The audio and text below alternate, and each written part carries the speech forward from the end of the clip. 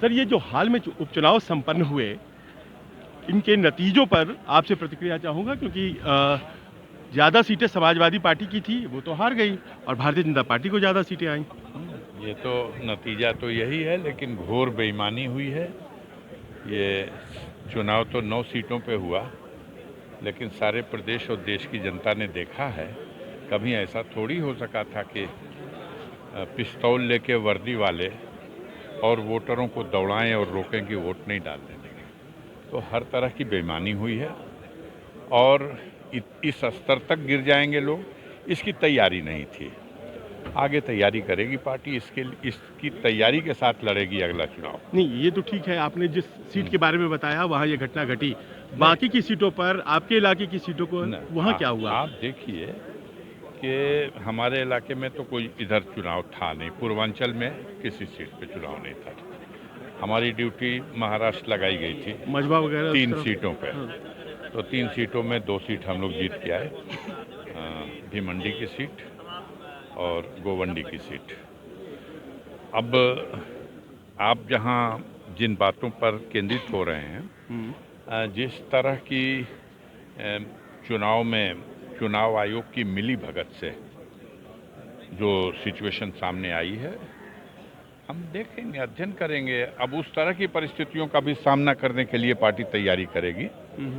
ये समाजवादियों की जिम्मेदारी है कि ऐसे लोग जो कानून और संविधान को दरकिनार करके, सरकारी मशीनरी का दुरुपयोग करके और लोकतंत्र की हत्या करने पर आमादा हैं, ऐसे लोगों को कैसे रोका जाए, उसकी भी तैयारी होगी। आखिरी प्रश्न है, ये पीडीए ठीक है या फिर इसके और व्यापक होने की जरूरत है? 100% ठीक है। इसमें जितना और इसको ताकत दी जा सके, इसके दिशा में प्रयास करना है। आप ये भी देख लो कि पीडीओ का खौफ नहीं है, डर नहीं है, तो क्या है, जो 7 लोग चुनाव जीत के आए हैं। गाजियाबाद की सीट को तो सब मानता था। उसके बगल की जो सीट है वो जयंत चौधरी साहब मीरापुर, हाँ, उनको वहाँ पर उनके समीकरण थे। लेकिन बाकी सीटों को जो निकला है, आप देखिए तो कौन जीता है। जो बीजेपी की सोच और आइडियोलॉजी है और जो उसके विपरीत जाकर के इन लोगों ने और तमाम सीटों पे किनको लड़ाया, कहीं पाल लड़ाया, कहीं पटेल लड़ाया, कौन लड़ा है, कौन जीत के आया, उसका नाम तो पढ़िए, कौन जीता? पीडीए ही जीत गया। बीजेपी कह रही है ये अंदर से उनको पच नहीं पाएगा, जो जीता है वो भी पच नहीं पाएगा, वो भी पीडीए। क्योंकि हाँ, संभल इसीलिए हुआ है कि भारतीय जनता पार्टी कह रही है क्योंकि हम मुसलमानों ने बीजेपी को वोट किया। अब वो उनकी अपने आकलन है।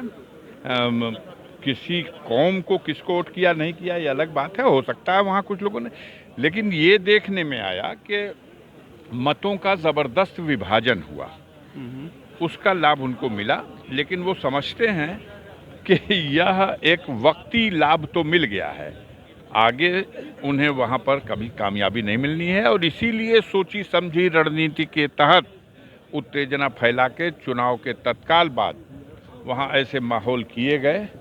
एक तरफ दावा है सरकार का कि कानून व्यवस्था चाक चौबंद है, और दूसरी तरफ हर जगह दंगा है, फसाद है, क्राइम है, अपराध है, और आप सबसे ज़्यादा उसका प्रोपेगेंडा करते हैं।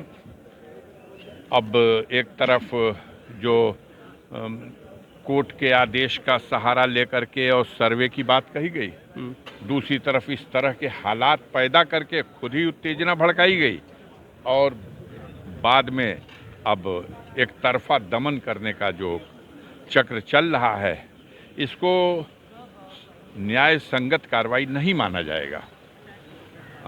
इससे सबक लेना चाहिए उन लोगों को।